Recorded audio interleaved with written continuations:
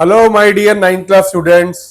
Welcome to my channel study simply by Prateek sir. तो बच्चों, जैसा कि हम लोग कर रहे हैं चैप्टर 9, मैंने आपको इंट्रोडक्शन पढ़ा चुका हूं सर्कल्स का, जिसमें हमने डिस्कस किया था सर्कल की बेसिक डेफिनेशन, कॉर्ड, डायमीटर क्या होते हैं और कुछ फिल इन द ब्लैंक्स और ट्रू और फॉल्स किए थे पर लास्ट स्ट्रक्चर में। अब बच्चों हम लोग स्टार्ट करने वाले हैं सबसे इंपॉर्टेंट चीज, ज्योमेट्री में होती है थ्योरम्स। कोई भी जो चैप्टर हम ज्योमेट्री का करते हैं तो सबसे जरूरी होता है उसकी थ्योरम्स को समझना, क्योंकि पूरी ज्योमेट्री का जो चैप्टर होता है वो उन थ्योरम के स्टेटमेंट पे बेस्ड होता है। तो हम लोग सबसे पहले इस लेक्चर में कवर करेंगे theorems of circle chapter. Circle chapter में टोटल 9 थ्योरम है, जिसमें हमारे को ये समझ के कि वो थ्योरम क्या है, उन्हें कैसे यूज करना है, उसके हिसाब से हम आगे की एक्सरसाइज को कर पाएंगे। उन जो 9 थ्योरम है उसमें से सीबीएसई में 2 का आपको प्रूफ भी आ सकता है। तो जिन थ्योरम का प्रूफ आ सकता है उन थ्योरम के प्रूफ को मैंने साथ के साथ डिस्कस किया हुआ है। जिन थ्योरम का प्रूफ नहीं आ सकता उनको मैंने प्रूफ डिस्कस नहीं किया है। मैं खाली थ्योरम को समझाऊंगा आप लोगों को कि किस तरह से उस थ्योरम को यूज करना है। लेकिन हाँ, थ्योरम की स्टेटमेंट आपको सारी थ्योरम्स की याद करनी होगी। तो चलो सबसे पहले स्टार्ट करते हैं थ्योरम 1 से। Equal chord of circle subtend equal angle at the centre. इस थ्योरम का प्रूफ भी है। तो पहले तो ये समझो कि थ्योरम कह क्या रही है। देखो, आपको ये पता है कि ये मेरा सर्कल है, ठीक है। सर्कल में मैंने आपको ये भी बताया था कॉर्ड क्या होती है, कोई भी ऐसी लाइन जो कि सर्कल के 2 पॉइंट को ज्वाइन कर रही है, और अगर वो आपकी लाइन डायमीटर सेंटर से पास नहीं हो रही है तो वो क्या होती है, कॉर्ड। और अगर वही लाइन सेंटर से पास कर जाती है तो डायमीटर होती है। तो ये कहते हैं equal chord of circle subtend equal angle at the centre. अब पहले समझो कि कॉर्ड एंगल कैसे सबटेंड करती है। जैसे मान लो एक ये कॉर्ड है, ये मैंने एक कॉर्ड है ए बी, ठीक है। अब ए बी अगर एक कॉर्ड यहां सेंटर पे, ये सेंटर है मेरा, यहां पे ये ऐसे एंगल बना रही है, ठीक है। वो एंगल क्या हुआ आपका, ए ओ बी, यही एंगल हुआ ए ओ बी, ठीक है। तो अगर ए बी कॉर्ड एक सेंटर पे एंगल बना रही है तो मैं कहता हूं एंगल ए ओ बी जो है, it is angle subtended by chord at centre. मतलब क्या हुआ कि ए बी कॉर्ड सेंटर पे एक एंगल सबटेंड कर रही है जिसका नाम है ए ओ बी। ये ए ओ बी एंगल सबटेंडेड जो है वो सेंटर पे, ठीक है। ऐसे ही अगर मान लो यहां पे क्या कहते हैं, यही कॉर्ड अगर इस सर्कल के पॉइंट पे सबटेंड करती, मान लो ये एंगल होता है,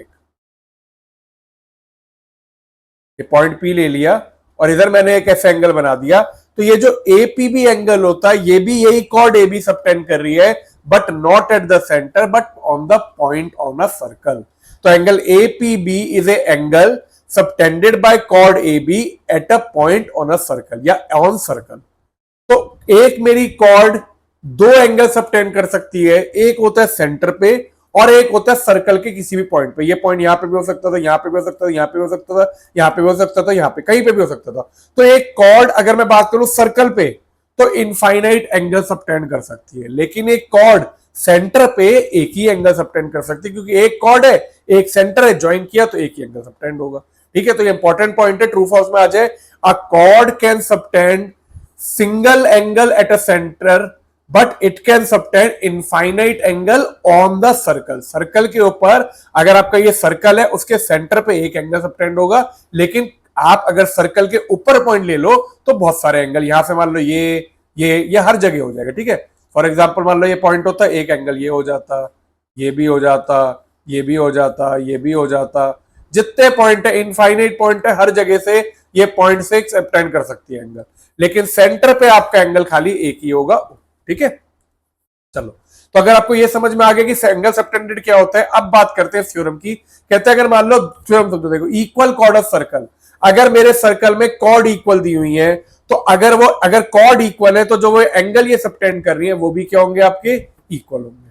तो चलो, I think it's very simple, बहुत आसानी से आप प्रूव कर सकते हो। चलो एक बार इसका प्रूफ कर लेते हैं, थ्योरम आपको आगे समझ में। तो ये मैंने कहा एक सर्कल दिया हुआ है,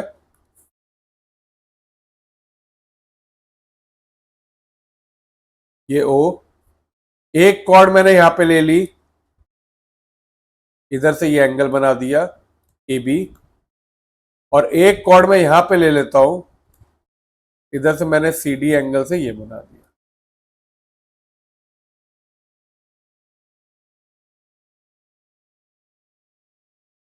मुझे कहते हैं कि अगर ए बी सी डी के बराबर है, if equal chord of circle subtend equal angle at the centre, तो मुझे गिवन क्या है, A B is equal to C D. तो प्रूफ क्या करना है, angle A O B is equal to angle C O D. Clear है, इतनी चीज क्लियर है। चलो बहुत सिंपल है।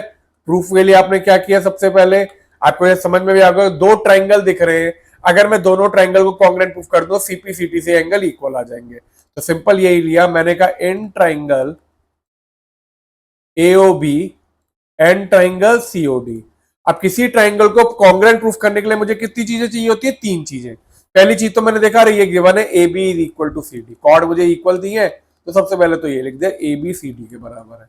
आप सोचते हैं और क्या यूज कर सकते हैं, देखो ओ ए ओ बी ओ सी ओ डी एक सर्कल के सारे रेडियस हैं, तो ऑब्वियसली ये भी बराबर होंगे। तो आपने कह दिया ओ ए जो है, ठीक है, वो ओ सी के बराबर है,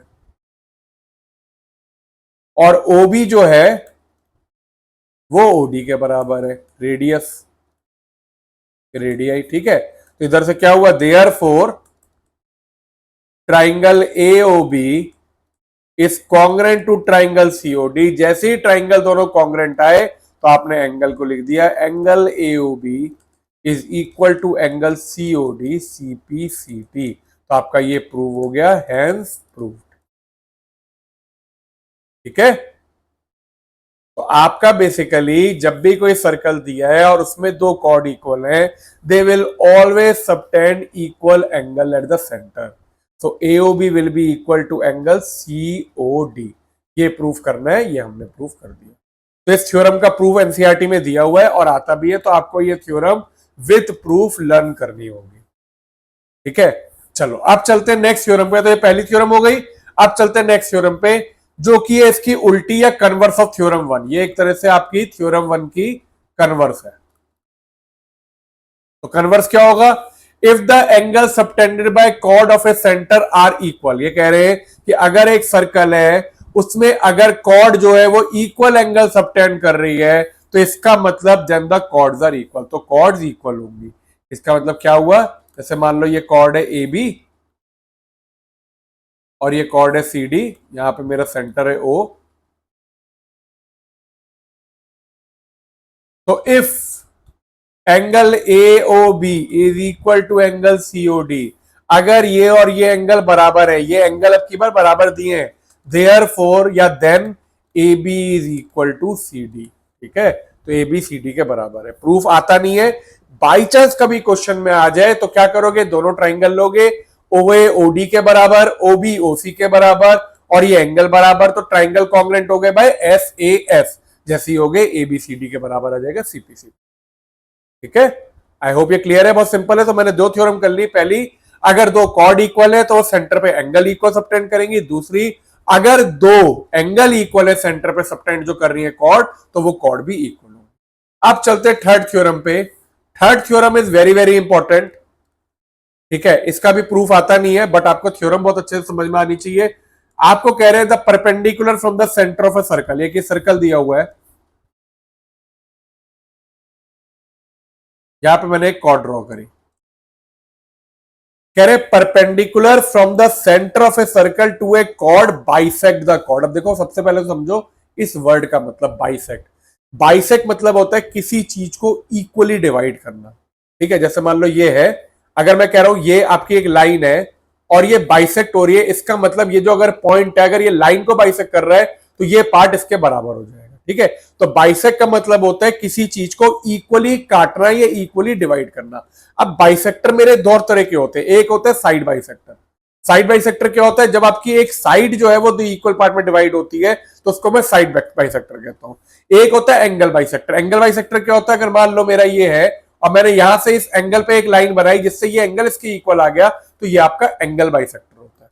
ठीक है, तो एक होता है। तो अब हमारे को इसमें क्या कह रहे हैं, कहते हैं perpendicular from the centre. Centre से आपने एक परपेंडिकुलर बनाया है यहाँ पे, मान लो एम, तो कह रहे perpendicular from the centre of a circle to a chord. अगर आप एक सेंटर से एक परपेंडिकुलर बना रहे हैं कॉर्ड के ऊपर, तो it will bisect the chord. तो ये कॉर्ड के दो पार्ट जो है वो इक्वल होंगे। ठीक है, तो आपको अगर गिवन है OM is perpendicular to AB, OM अगर AB के परपेंडिकुलर है तो आपको ये प्रूफ करना होगा AM is equal to MB। तो ठीक है, तो इसको हम लोग शॉर्ट में भी लिखते हैं perpendicular from the centre bisect the chord. तो अगर थ्योरम को याद करना है तो आप इतना लिख लेना यहाँ पे परपेंडिकुलर फ्रॉम द सेंटर और यहां से बाइसेक्ट द कॉर्ड। ठीक है, आपको थ्योरम क्लियर है। अब देखो अगर बाई चांस ऐसा प्रूफ करना है, वैसे प्रूफ नहीं आता पर अगर आपको प्रूफ करना है मैं यहां पे करके दिखा देता हूं। ठीक है, तो आपने कहा in triangle OAM and triangle OBM, ये मैं प्रूफ इसलिए कर रहा हूं क्योंकि एक क्वेश्चन में आप बहुत यूज कर सकते हो कई बार। अब आपने कहा सबसे पहले OA जो है वो OB के बराबर रेडियस, जैसा कि आप जानते हो OM is equal to MO common, ये वाली लाइन जो है OM वो दोनों ट्राइंगल में तो कॉमन हुई। और आपने कहा angle OMA is equal to angle OMB, क्यों? क्योंकि अगर ये परपेंडिकुलर है तो ये दोनों एंगल क्या होंगे 90 होंगे। तो angle OMA is equal to angle OMB, bracket में लिख दिया मैंने ईच 90 डिग्री। जैसे ये लिखा आपके triangle OAM is congruent to triangle OBM, जिधर से मेरा सीधे रिजल्ट आएगा AM is equal to BM CPCT। तो इसका मतलब परपेंडिकुलर फ्रॉम सेंटर, अगर आपने एक सेंटर से परपेंडिकुलर खींचे it will bisect the chord. तो आपको ये जो है ये आपको बार बार बाइसेक्ट करने के लिए हर क्वेश्चन में नहीं करने की जरूरत है, आप सीधे ये थ्योरम यूज करोगे। आप कहोगे since OM is perpendicular to AB therefore AM is equal to MB। ये फायदा होता है थ्योरम को यूज करने का। ठीक है, चलो अब चलते हैं नेक्स्ट थ्योरम 4 पे। थ्योरम 4 आपकी थ्योरम 3 की उल्टी होगी। तो क्या है, सिंपल सा, अगर आपका एक ये सर्कल है और आपने एक ये लाइन ड्रॉ की हुई है, कॉर्ड है, अगर आपने एक लाइन ड्रॉ करी, line drawn from the centre to bisect a chord, और इस तरह से कि ये और ये पार्ट बराबर है, then the line drawn will be perpendicular to the chord. तो ये जो है ये आपका जो होगा ये 90 डिग्री होगा। तो उल्टा ही हुआ। उसमें कह रहे थे, इसमें क्या कह रहे हैं कि अगर एक आपने लाइन ड्रॉ कर दी कॉर्ड के ऊपर, वो कॉर्ड को दो पार्ट में इक्वली काट जाती है, इसका मतलब वो लाइन जो है वो AB के परपेंडिकुलर है। तो ये क्या हुआ आपका कन्वर्स ऑफ थ्योरम 3। प्रूफ बहुत आसान है, दोनों ट्राइंगल लेना, OA OB के बराबर हो गया, OM कॉमन हो गया और AM अब की बार MB के बराबर दिया आपको। तो दोनों ट्राइंगल कॉन्ग्रुएंट हो गए।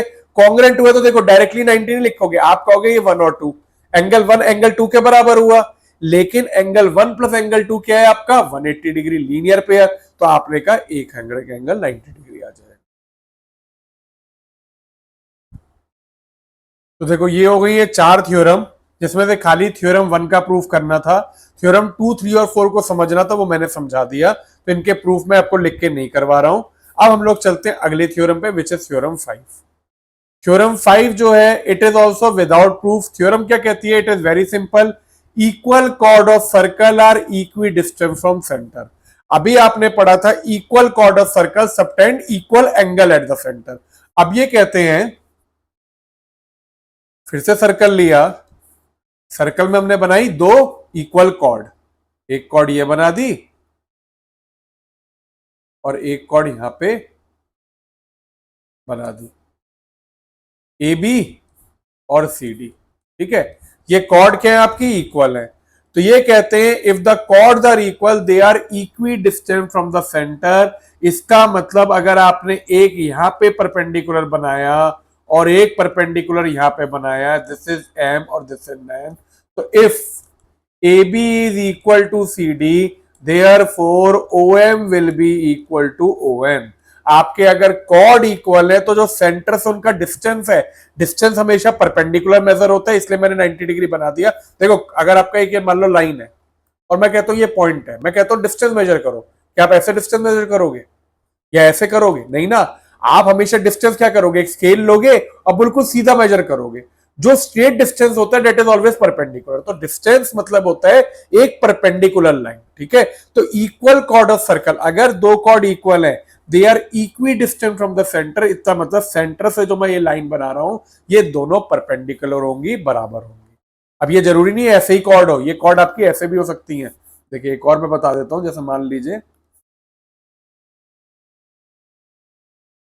कॉर्ड ऐसी बनाई आपने, ठीक है, अब की बार आपने क्या किया, एक सर्कल में ऐसे कॉर्ड बना दी और एक कॉर्ड आपने ऐसे बना दी। तो जरूरी नहीं है कॉर्ड आमने सामने, अब ये AB है और ये सी डी है। तो अगर आपने ये सेंटर लिया O, तो आपका ये डिस्टेंस यहाँ पे M और ये डिस्टेंस मान लीजिए N, तो OM will be equal to ON। ठीक है, तो अगर कॉर्ड इक्वल है तो इनके जो they are equidistant from centre. तो अब आप लोग समझदार हैं, आपको क्लियर होगा कि अगर इसका उल्टा में होगा तो क्या होगा कि अगर OM ON के बराबर है, if the distance from centre are equal या if the chord are equidistant from centre, then the chord will be equal. तो अगली थ्योरम 6 यही है, chord equidistant from the centre, ऐसी कॉर्ड जो कि सेंटर से इक्वी डिस्टेंट है वो आर इक्वल इन लेंथ। ठीक है, तो यही थ्योरम, इसमें अगर इफ OM अगर ON के बराबर है, देयरफॉर आपका AB जो है वो CD के बराबर होगा। ये आपका हो गया नेक्स्ट थ्योरम। तो if OM is equal to ON then AB is equal to CD। तो chord equi distance from centre of a circle are equal in length. अगर आपकी कॉर्ड सेंटर से इक्वी डिस्टेंट पे है तो वो आपकी कॉर्ड इक्वल इन लेंथ होगी। तो ये आपकी 6 थ्योरम हो गई। आई होप 6 की 6 क्लियर है। Theorem 7, it is very very important, most important theorem of this chapter, और इसका प्रूफ भी आता है। और ये थ्योरम ज्यादातर 4 या 5 नंबर में पूछी जाती है विद प्रूफ। तो या उसके आगे एक आपको क्वेश्चन दे देंगे उसका एक्सटेंडेड, लेकिन ये जो थ्योरम है बहुत इंपॉर्टेंट। तो आपसे कह रहे angle subtended by an arc eight the centre. देखो थ्योरम पहले समझना बहुत ध्यान से, ठीक है, उसके बाद उसके प्रूफ को भी करेंगे। तो मैं एक सर्कल पहले तो बना देता हूं। मैंने एक सर्कल बनाया, ठीक है जी, ये मैंने ले लिया इसका सेंटर यहां पे। अच्छा, इस सर्कल को कॉपी भी कर लेते हैं पहले।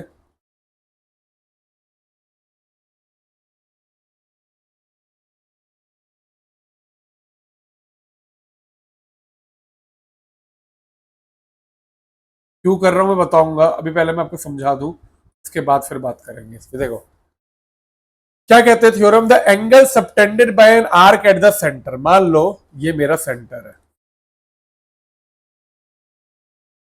और आर्क मैंने पढ़ाया था, आपने मान लो ये एक आर्क ले लिया, ये जो पार्ट है ये वाला, ये क्या होगा आपका माइनर आर्क है। ठीक है, ये आर्क है।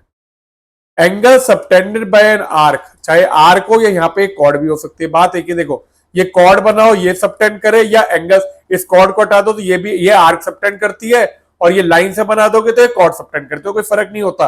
एंगल चाहे कॉर्ड सबटेंड कर रही है, आर्क सबटेंड कर रही है, उसमें कोई फर्क नहीं होता। ठीक है, तो angle subtended by an arc eight the centre, तो मैंने एक सेंटर पे ये एंगल बना दिया।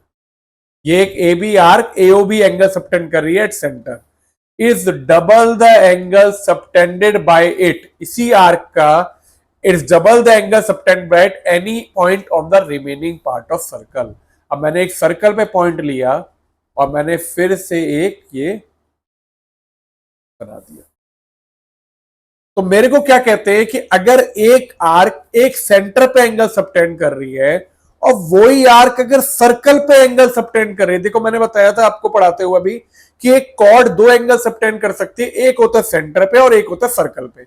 जो सर्कल पे एंगल सबटेंड करती है कॉर्ड वो होते हैं इनफाइनाइट, मतलब ये भी हो सकता है, यहां पे भी हो सकता है, यहां पे भी, यहां पे भी, यहां पे भी, यहां पे कहीं पे भी हो सकता है, लेकिन कॉर्ड आपकी एक ही एंगल सबटेंड करेगी। तो अब ये कहते हैं कि अगर एक कॉर्ड ये सेंटर पे एंगल सबटेंड कर रही है और वही सेम आर्क या कॉर्ड अगर इस सर्कल पे एंगल सबटेंड कर रही है, तो ये वाला जो एंगल है ये इसका डबल होता है।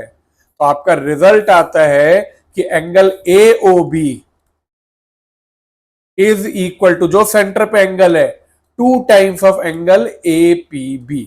ये मुझे प्रूव करना होगा। थ्योरम जो है वो आपको बस इतना प्रूव करने को कहते हैं कि भाई एक कॉर्ड या आर्क मैंने ले ली, अगर वो एक एंगल सेंटर पे जाके सबटेंड कर रही है, जैसे कि यहाँ पे AOB, फिर से समझिए, और अगर वो ये एक एंगल सर्कल पे सबटेंड कर रही है, तो बच्चों ये जो एंगल है सेंटर वाला ये इसका डबल होगा। इसका मतलब अगर ये 30 है तो ये 60 होगा, ये 45 है तो ये 90 होगा, ये 15 है तो ये 30 होगा। हमेशा इसका जो मेजरमेंट है ये आपका ये वाला आधा और इसका ये वाला एंगल इसका डबल होगा। ठीक है, ये है थ्योरम आपकी। आई होप ये क्लियर है। आप इसको याद कर लीजिए थ्योरम को। ये थ्योरम इस चैप्टर में सबसे ज्यादा यूज होती है और विश्वास मानो इसका एक क्वेश्चन आएगा ही आएगा। प्रूफ करने को भी आएगा और एप्लीकेशन में 1 मार्क में भी आ सकता है, तो ये बहुत इंपॉर्टेंट थ्योरम है। अब क्वेश्चन आता है कि हमें प्रूफ कैसे करना है। ठीक है, मैंने गिवन तो लिख दिया एंगल सबटेंडेड सेंटर। मैंने पहली बात तो 3 फिगर क्यों बनाई है, देखो पहली, दूसरी, तीसरी, 3 फिगर बना दी मैंने। अब ये 3 सर्कल क्यों बनाए, देखो जब आप प्रूफ करोगे तो आप तीनों के लिए करना, क्यों बता रहा हूं, देखो ये आपकी है माइनर आर्क, ठीक है। अब मेरी आर्क ना 3 तरीके की हो सकती है, अब बात समझना, मैंने आपको समझाया भी था इंट्रोडक्शन में। ये आर्क जो है माइनर आर्क है। अब यही अगर मान लो मैं सेंटर से पास करते हुए बना दूं तो वो क्या हो जाएगा, आपका सेमी सर्कल हो जाएगा। तो एक आर्क आपकी ये भी हो सकती है, ए बी। तो अब ये ए बी सेंटर पे एंगल सबटेंड कर रही है ए ओ बी, और यही आर्क ए बी इसी पॉइंट पे एंगल सबटेंड कर रही है पी। तो बात ये भी हो सकती है, देखो इसमें ए ओ बी था, ये इसमें ये था, इसमें ये ए ओ बी है, ये आपका ए पी भी है। अब थर्ड में क्या हो सकता है, मैंने क्यों बनाया, आपकी आर्क ऊपर हो सकते हैं, मतलब ये आर्क अब की बार मेजर आर्क होगी, मतलब ये वाली आर्क। तो ये वाली आर्क ये एंगल सबटेंड कर रही है, मान लो ऐसा, ठीक है, पीछे की साइड जाएगा। तो मैंने तीसरे केस में बना दिया ए ओ बी इधर, और ये पॉइंट पी ले लिए फिर। तो बात एक ही है, थ्योरम एक ही है, angle subtended by an arc at centre is double the angle subtended by it and any other point of the circle. Proof भी मुझे ये करना है, एओबी जो है वो 2 टाइम्स ऑफ एपीबी है, इधर भी एओबी आपका 2 टाइम्स ऑफ एपीबी है। ठीक है, अब मुझे ये जो प्रूफ करना है उसके लिए मैंने ये 3 फिगर केसेस ले लिए, एक माइनर आर्क, एक सेमी सर्कुलर आर्क और एक आपकी मेजर आर्क। अब सबसे पहले 2 प्रूफ तो हो गया, अब करते हैं कंस्ट्रक्शन। कंस्ट्रक्शन में मैंने क्या किया, ज्वाइन ओपी, कुछ नहीं किया, बस मैंने ओपी को ज्वाइन कर दिया। इसके अलावा सारी कहानी and extend it to Q, Q तक एक्सटेंड कर दिया, ये क्यू ले लिया मैंने।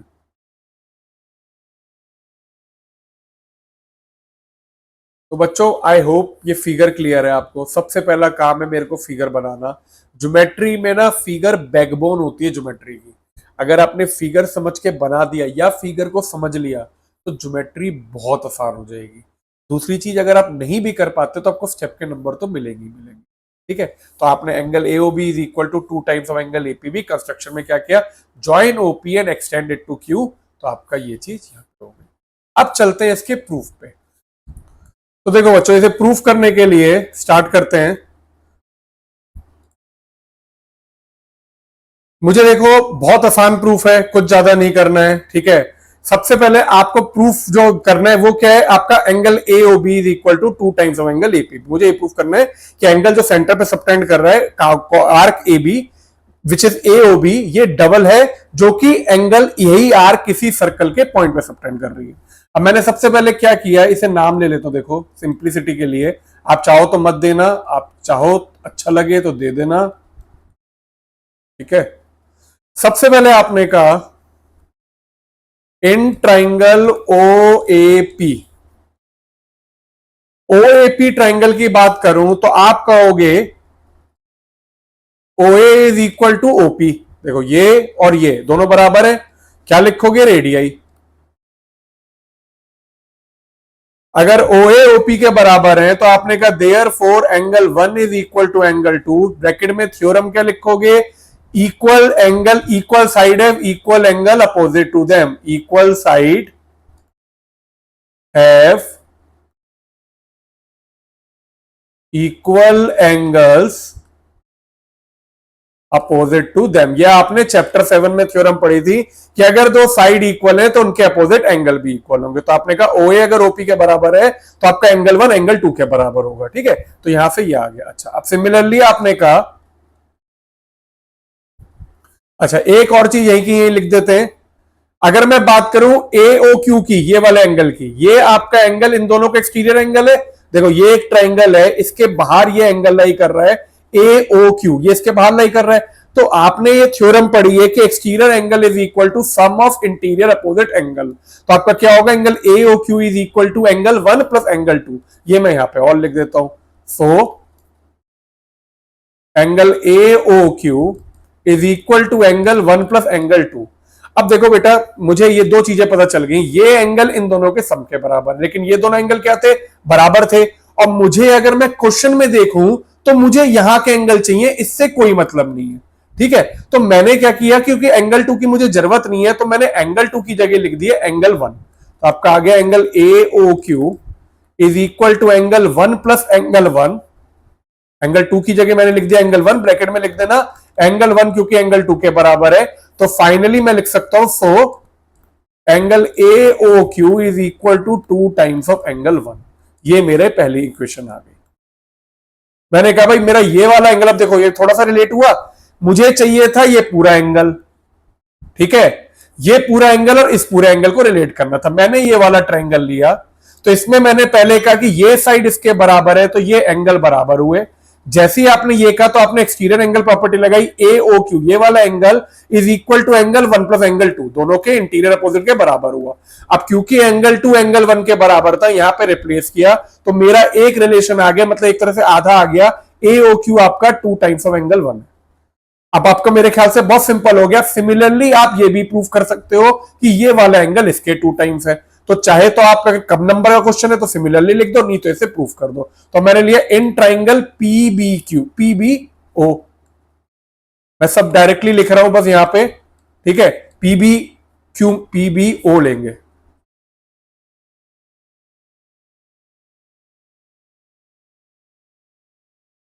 इन ट्राइंगल ओबीपी,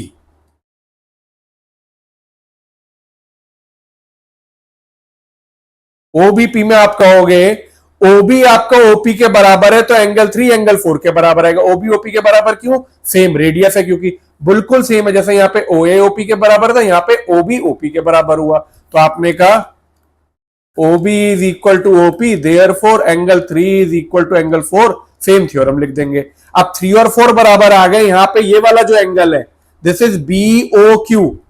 आपको नंबर लग रहा हो 5 और 6 भी ले सकते हो, एंगल की नंबरिंग आपके ऊपर है, कोई इसमें प्रॉब्लम नहीं है। ठीक है, तो मैंने कहा angle B O Q is equal to angle 3 plus angle 4। Exterior angle property, अच्छा यहां पे नहीं लिखा एक्सटीरियर एंगल प्रॉपर्टी। तो सिमिलरली यहां पे एंगल बी ओ क्यू ये वाला angle is equal to angle 3 plus angle 4, ये लिख देते हम लोग। Now angle B O Q क्या हुआ, is equal to angle 3 plus angle 4। अब 3 और 4 में से मुझे किसकी जरूरत है, आप देखोगे 3 की जरूरत है, 4 तो नहीं चाहिए मुझे। तो मैंने इसे लिख दिया angle B O Q is equal to 2 times of angle 3। Same बिल्कुल जो है यहां पे वही चीजें रिपीट कर दोगे, तो ये आपकी इक्वेशन 2 आ गई। अब आपके दोनों इक्वेशन आ गई, ए ओ क्यू आ गया इसका डबल और ए बी क्यू आ गया इसका डबल, बी ओ क्यू। आपने दोनों को ऐड कर दिया। जैसे ही आपने ऐड किया, ऐड 1 प्लस 2, तो आपने कहा angle A O Q plus angle B O Q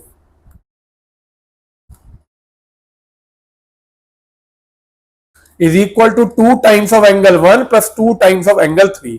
आपने यहां पे ए ओ क्यू और बी ओ क्यू को पूरा मिलाया तो आपका आ जाएगा A O B. Therefore angle A O B is equal to 2 times of angle 1 plus angle 3। Angle 1 plus angle 3 को मैंने क्या ले लिया, एंगल ए पी क्यू ले लिया। तो आपका आ गया angle A O B is equal to 2 times of angle A P B, which you have to prove. Hence तो ये आपका प्रूव हो गया जो मुझे प्रूफ करना था। ठीक है, मैं एक बार फिर से रिवाइज करा देता हूं। पहले आपने लिया इन ट्राइंगल ओएपी, ओएपी जैसे ही ट्राइंगल लिया ये वाला ट्राइंगल, आपने कहा ओए ओपी के बराबर है तो एंगल 1 एंगल 2 के बराबर हुआ। अगर एंगल 1 और एंगल 2 बराबर है तो आपने कह दिया कि इसके बाद आपने सिमिलरली से पहले ये वाला एंगल जो है एक्सटीरियर एंगल प्रॉपर्टी से this is equal to angle 1 plus angle 2। क्योंकि एंगल 1 और एंगल 2 बराबर थे तो फाइनली आपका आ गया A O Q is equal to 2 times of angle 1। ये वाला एंगल और ये वाला एंगल में रिलेशन आ गया। अब मैंने ये दूसरा ट्राइंगल लिया ओपीबी, ओपी ओबी के बराबर है तो 3 और 4 बराबर हुए। एक्सटीरियर एंगल प्रॉपर्टी से बीओ क्यू 3 प्लस 4 के बराबर हुआ। इसे मैंने लिख दिया 2 टाइम्स ऑफ एंगल 3, दोनों को ऐड किया तो जो मोस्ट हमारे को चाहिए था angle A O B is equal to twice angle A P B आ गया। चलिए, तो मैंने ऊपर की ये फिगर कॉपी पेस्ट कर ली है। हमने पहली फिगर का प्रूफ कर दिया कि angle A O B is equal to 2 times of angle B. अब देखो सेकंड में भी क्या होगा, आपका एओबी जो है वो 2 टाइम्स ऑफ एंगल एपीबी हो जाएगा। तो सिमिलरली आपने लिख दिया, similarly for figure 2 angle AOB is equal to 2 times of angle APB. ठीक है। अच्छा एक चीज इसमें बता रहा हूं, एओबी अगर आप देखोगे इसमें आप बता सकते हो एंगल एओबी क्या होगा, 180 डिग्री होगा। एओबी आपकी स्ट्रेट लाइन है तो एंगल एओबी क्या होगा, 180 डिग्री।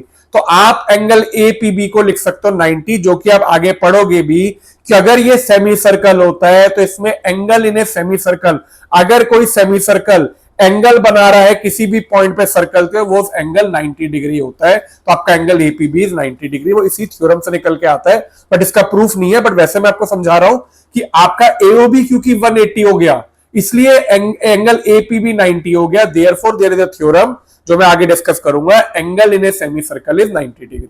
अब हम लोग चलते हैं थर्ड पे। थर्ड पे देखो ये आपकी मेजर आर्क है, ठीक है। तो अभी आपका आपने कहा एंगल एओबी। अब बात समझो, हम लोग जो बात करते हैं एओबी ये बात करते हैं, ठीक है। This is your acute angle, APB आपका ये है, लेकिन मैं एंगल जो ले रहा हूं देखोगे नीचे से ले रहा हूं, ये वाला एंगल ले रहा हूं। तो ये वाला एंगल इधर क्या होगा, 360 माइनस एओबी। ये पूरा 360 है तो नीचे वाला क्या होगा, 360 माइनस एओबी।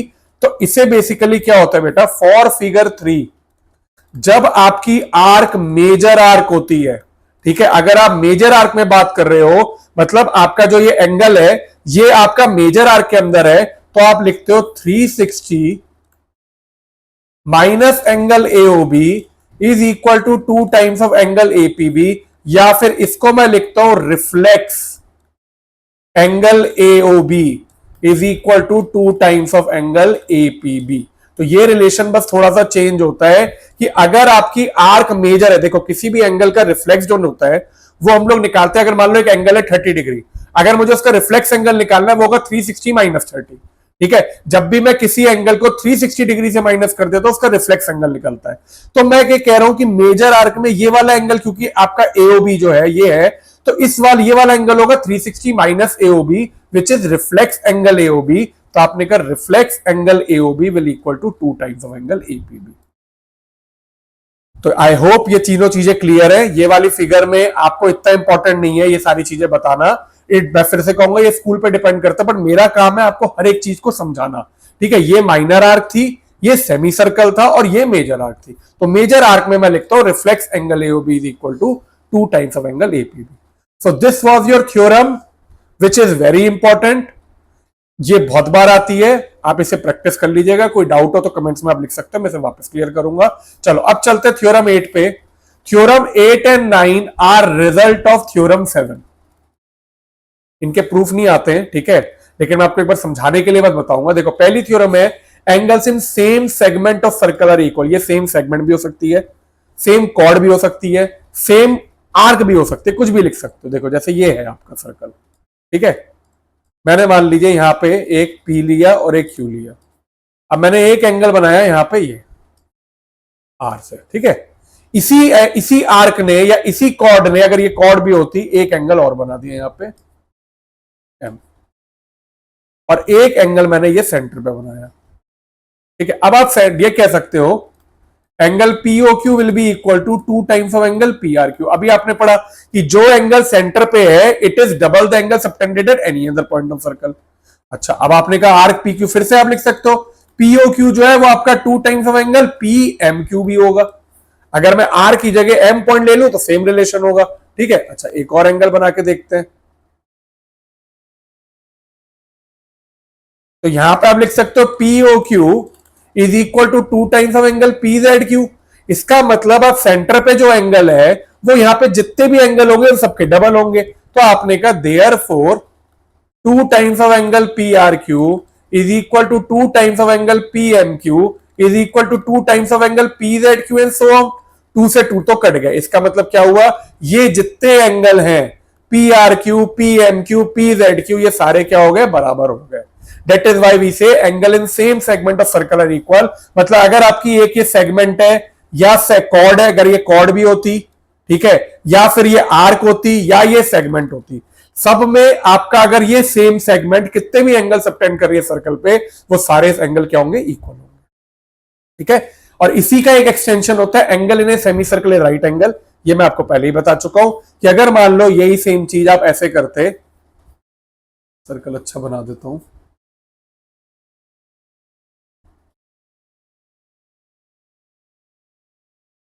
ये मान लो आपका डायमीटर है पी क्यू, ये ओ है, ठीक है। पी क्यू अगर डायमीटर है और अगर आपने उस पर एक एंगल लिया ऐसे,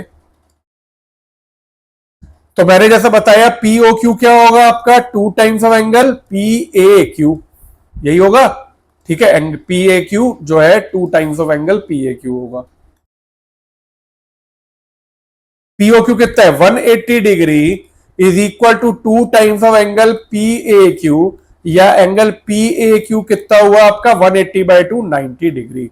तो इसका मतलब angle in a semi circle is right angle. आपका एक सेमी सर्कल में जितने एंगल होंगे, कोई भी सेमी, चाहे इधर ले लो, इधर ले लो, ये ले लो, एक तो ये तो पता ही आपको सारे एंगल बराबर होते हैं, एक सेगमेंट सारे एंगल तो ये सारे बराबर होंगे, चाहे P A B, P B Q, P M Q, P N Q. लेकिन ये अगर सेमी सर्कल है, मतलब अगर ये कॉर्ड डायमीटर है, तो ये सारे एंगल आपके 90 हो जाते हैं। ये एक इसकी एक्सटेंशन हो गई। ठीक है, तो आई होप ये क्लियर है। ठीक है, अब चलो लास्ट थ्योरम पे चलते हैं, थ्योरम 9 पे सर्कल्स के related. If a line segment joining 2 point, कहते हैं अगर एक लाइन सेगमेंट है joining 2 point subtend equal angle at 2 other point lying on the same side of the line. मान लो ये उल्टा है एक तरह से, मान लो ये एंगल, एक ये लाइन सेगमेंट है, ये कह रहे हैं कि अगर ये और ये एंगल ए पी बी और ए क्यू बी अगर इक्वल है, ये दिया हुआ है, तो ये चारों के चारों पॉइंट जो है ये सर्कल पे लाई करेंगे। इसका मतलब ये कॉन्साइक्लिक होगा, मतलब ये चारों पॉइंट एक सर्कल इससे ड्रॉ किया जा सकता है, या ये चारों पॉइंट कॉन्साइक्लिक है। कॉन्साइक्लिक ऐसे पॉइंट होते हैं जो कि सर्कल के ऊपर लाई करते हैं। तो मैंने कहा कि अगर ये एंगल इसके बराबर है, ये मुझे दे दिया, तो इसका मतलब अगर ये एक ही आर्क दो एंगल बना रही है, तो A P Q be all of these point will lie on a circle. इससे चारों से एक सर्कल बन सकता है। ठीक है, एक तरह से रिवर्स हो गया, जो थ्योरम अभी आपने ये पढ़ी है एंगल इन सेम सेगमेंट, उसका रिवर्स हो गया। अब हम लोग चलते हैं बच्चों नेक्स्ट टॉपिक पे, विच इज साइक्लिक क्वाड्रिलेटरल। ठीक है, साइक्लिक क्वाड्रिलेटरल की दो थ्योरम है, these are very very important, लेकिन इसका प्रूफ नहीं आता है। ठीक है, तो मैं खाली आपको थ्योरम समझा रहा हूं। तो सबसे पहले समझते हैं साइक्लिक क्वाड्रिलेटरल क्या होता है। क्वाड्रिलेटरल क्या होता है, एनी 4 साइडेड फिगर, कोई भी 4 साइडेड फिगर जो है वो आपकी क्वाड्रिलेटरल में आती है। ये आपको पता है, या 8th क्लास में पढ़ चुके हो। कोई भी 4 साइडेड फिगर जिसमें 4 एंगल होते हैं, 4 साइड होती है, दिस इज क्वाड्रिलेटरल। अगर यही क्वाड्रिलेटरल एक सर्कल के अंदर लाई कर रहा है, फॉर एग्जाम्पल दिस, अगर एक क्वाड्रिलेटरल के चारों एंड सर्कल को टच करते हैं, तो ये क्वाड्रिलेटरल जो ए बी सी डी से है, ये आपका साइक्लिक क्वाड्रिलेटरल कहलाएगा। ये आपके क्वाड्रिलेटरल में स्क्वायर, रेक्टेंगल, रोम्बस कुछ भी हो सकता है। Condition if is called cyclic if all the 4 vertices of it lie on a circle. अगर किसी क्वाड्रिलेटरल की चारों वर्टिसेस सर्कल पे लाई करेंगी, तो वो आपका साइक्लिक क्वाड्रिलेटरल होता है। सिंपल, बहुत सिंपल। ठीक है, मेरे ख्याल से बिल्कुल क्लियर हो गया। क्वाड्रिलेटरल 4 साइडेड फिगर, अगर उसी क्वाड्रिलेटरल को एक सर्कल के अंदर डाल दूं, अब डालने का मतलब ये नहीं कि मैंने ऐसे बना दिया और ऐसे कर दिया, नहीं, ये साइक्लिक क्वाड्रिलेटरल नहीं है। अगर वो क्वाड्रिलेटरल की चारों वर्टिसेस सर्कल को टच करती हैं, मतलब इसके क्वाड्रिलेटरल के जितने एंड पॉइंट है वो सर्कल को टच कर रहे हैं, देन इट इज क्वाड्रिलेटरल। ऐसा भी नहीं कि काट रही है, ये भी नहीं होगा, उसे टच करनी चाहिए। तो ना तो कटते हुए, ना अंदर, ना इधर in the circle, nor outside the circle, nor cutting the circle, only touching the circle. चारों वर्टेक्स जब सर्कल को टच करेंगी, इट इज साइक्लिक क्वाड्रिलेटरल। अब साइक्लिक क्वाड्रिलेटरल और नॉर्मल क्वाड्रिलेटरल में फर्क क्या है भाई? मेन फर्क होता है ये theorem, in a cyclic quadrilateral the sum of either pair of opposite angles of cyclic quadrilateral is 180। इसका मतलब अगर एक क्वाड्रिलेटरल साइक्लिक है, तो इसके जो अपोजिट एंगल का सम है, angle A plus angle C is equal to 180 degree, या angle B plus angle D is equal to 180 degree. तो अगर एक क्वाड्रिलेटरल साइक्लिक है, तो उसके अपोजिट एंगल का सम 180 डिग्री होगा। मतलब अपोजिट एंगल क्या होंगे, सप्लीमेंट्री कह सकते हो आप, क्योंकि दो एंगल जिनका सम 180 होता है दे आर को सप्लीमेंट्री, तो इनके अपोजिट एंगल का सम 180 होगा, या angle A plus angle C is 180 और angle B plus angle D is 180 degree. ठीक है, क्लियर है। चलो अब इसका उल्टा क्या होता है, if the sum of pair of opposite angle of coordinator is 180, coordinator is cyclic. अब अगर मान लो क्वेश्चन में मैं आपको दे देता हूं प्रूफ करो कोऑर्डिनेटर साइक्लिक है, एक क्वेश्चन आता है, कुछ कंडीशन दी होती है, मुझे ये प्रूफ करना है कि कोऑर्डिनेटर साइक्लिक है। अब इसका मतलब ये थोड़ी कि आप सर्कल में बना के दिखाओगे कि वो टच कर रहे हैं, ठीक है, ये तो एक डेफिनेशन है कि एक कोऑर्डिनेटर साइक्लिक है जब चारों एंड सर्कल को टच कर रहे हैं। लेकिन अगर इसे प्रूफ करना है तो इफ यू प्रूफ, अगर ये चीज प्रूफ कर सकते हो कि एक कोऑर्डिनेटर का अपोजिट एंगल का सम 180 है, अगर ये कोऑर्डिनेटर है और मेरी ये कंडीशन आ जाती है कि आपका ये और ये सम जो है वो 180 है, तो ऑटोमेटिकली इन दोनों का सम भी 180 होगा, तो ये कोऑर्डिनेटर साइक्लिक हो जाएगा। तो अगली थ्योरम में यही बोला, if the sum of pair of opposite angle of coordinator is 180, अगर अपोजिट एयर का सम जो है वो 180 है, तो इसका मतलब कोऑर्डिनेटर जो है वो साइक्लिक होगा। ठीक है, क्लियर है। तो ये बच्चों हमारी सारी थ्योरम थी। तो अब ये हमारी सर्कल की सारी थ्योरम खत्म होती हैं। टोटल हमने 11 थ्योरम करी एक तरह से। ठीक है, एक बार मैं आपको रिकैप दे देता हूं। देखो, पहली थ्योरम थी equal chord of circle subtend equal angle at the centre, ये पहली थ्योरम थी कि दो कॉर्ड अगर इक्वल है तो सेंटर पे एंगल इक्वल सबटेंड करेंगी। दूसरी थ्योरम इसका उल्टा, अगर angle subtended at chord are equal, अगर दो कॉर्ड इक्वल एंगल सबटेंड करिए सेंटर पे तो वो कॉर्ड भी क्या होंगी, बराबर हो जाएंगी। Third theorem, the perpendicular from the centre of a circle to a chord bisect the chord, अगर एक आपकी कॉर्ड है और आप एक परपेंडिकुलर बना रहे हो सेंटर पे, मतलब एक तरह से परपेंडिकुलर लाइन सेंटर से आप कॉर्ड के ऊपर बना रहे हो, तो वो कॉर्ड को बाइसेक्ट करेगी। This is your third theorem. Fourth theorem, the line drawn through the centre of circle, अगर आपने एक सेंटर से लाइन ड्रॉ करी सर्कल पे, तो अगर वो बाइसेक्ट कर रही है तो वो लाइन क्या होगी, आपकी परपेंडिकुलर होगी। ये होगी आपकी फोर्थ थ्योरम।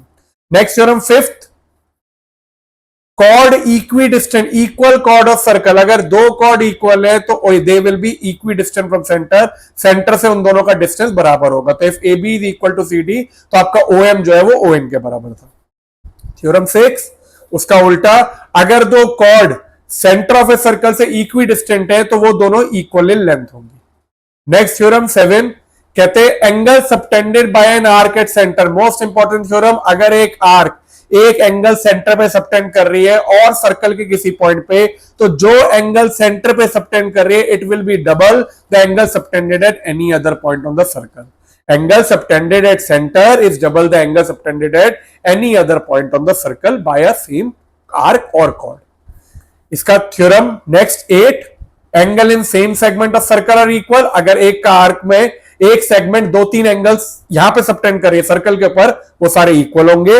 और इसी का एक एक्सटेंशन अगला, angle in a semi circle is right angle. उसके बाद हमने किया, ये बहुत सिंपल है, ज्यादा कम यूज होती है, कि अगर एक आर्क या एक सेगमेंट दो एंगल इक्वल पॉइंट सबटेंड कर रही है किसी दो पॉइंट पे, तो वो चारों पॉइंट सर्कल पे लाई करेंगे। उसके बाद साइक्लिक कोऑर्डिनेटर आया। साइक्लिक कोऑर्डिनेटर वो कोऑर्डिनेटर जिसकी चारों वर्टिसेस आपकी किस पे लाई करती है, सर्कल को टच करती है। इसमें दो होती है। साइक्लिक कोऑर्डिनेटर की प्रॉपर्टी ये होती है इनके अपोजिट एंगल का सम 180 होता है। और इसका उल्टा, अगर किसी कोऑर्डिनेटर में अपोजिट एंगल का सम 180 है तो वो साइक्लिक होगा। तो यहां पे हमारी सर्कल्स की थ्योरम खत्म होती है। आई होप आप लोगों को ये थ्योरम बहुत अच्छे से समझ में आई हो, क्योंकि इसी के ऊपर आपकी सारी एक्सरसाइज बेस्ड है जो हम करने जा रहे हैं, एग्जाम्पल और एक्सरसाइज। तो इन थ्योरम को मैंने अलग से जब भी लेक्चर बनाया कि आप इसे अच्छी तरह से समझ के रिवाइज कर लो। नेक्स्ट लेक्चर में हम लोग कवर करेंगे एग्जाम्पल। तो इसलिए जो बच्चे नए आए हैं चैनल पे, प्लीज फटाफट चैनल को सब्सक्राइब कर लो, जिससे आप जितने आगे के लेक्चर हैं और जितने भी आपके मैं आगे रिवीजन पेपर या जो भी रिवीजन कराऊंगा वो आप सारे फॉलो कर सको। विश्वास मानो आप क्लियर हो जाएगा ये चैप्टर, ज्योमेट्री से डरने की कोई जरूरत नहीं है।